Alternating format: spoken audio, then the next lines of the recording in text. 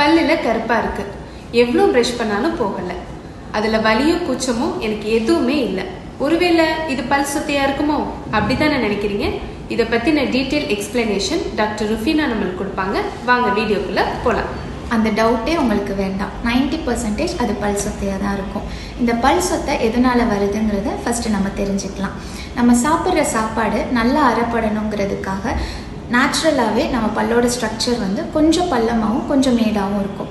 அந்த பள்ளத்தை நம்ம க்ரூவ்ஸ்னு சொல்லுவோம்.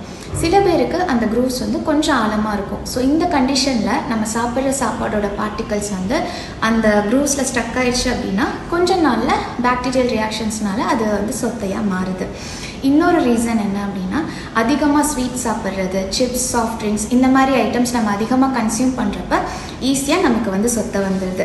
அதுக்காக நான் சாப்பிடக்கூடாதுன்னு சொல்லலை. நீங்கள் என்ன வேணாலும் சாப்பிடுங்க, ஆனால் சாப்பிட்டோன்னே மவுத் வாஷ் பண்ணிக்கோங்க. இந்த மாதிரி பண்ணுறதுனால நம்ம சொத்தை வரதை அவாய்ட் பண்ணலாம். நிறைய பேர் கூச்சமோ வலியோ வர வரைக்கும் வெயிட் பண்ணலான் இருக்கீங்க. அப்படி பண்ணக்கூடாது. ஒன்ஸ் உங்களுக்கு கூச்சமோ வலியோ வந்துருச்சுன்னா உங்கள் சொத்தை பல்லோட நரம்பை டச் பண்ணிடுச்சுன்னு அர்த்தம்.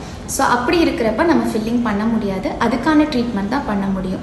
உங்களுக்கு சொத்தை இருக்குது அப்படின்னா உங்கள் டாக்டரை கன்சல்ட் பண்ணி ஃபில்லிங் பண்ணுறது தான் கரெக்ட். ஃபில்லிங்கில் நிறைய மெட்டீரியல் வச்சு ஃபில் பண்ணுவாங்க. என்னென்ன கண்டிஷனுக்கு என்னென்ன மெட்டீரியல் யூஸ் பண்ணுவாங்கங்கிறத நம்ம நெக்ஸ்ட் வீடியோவில் பார்க்கலாம். தேங்க்யூ.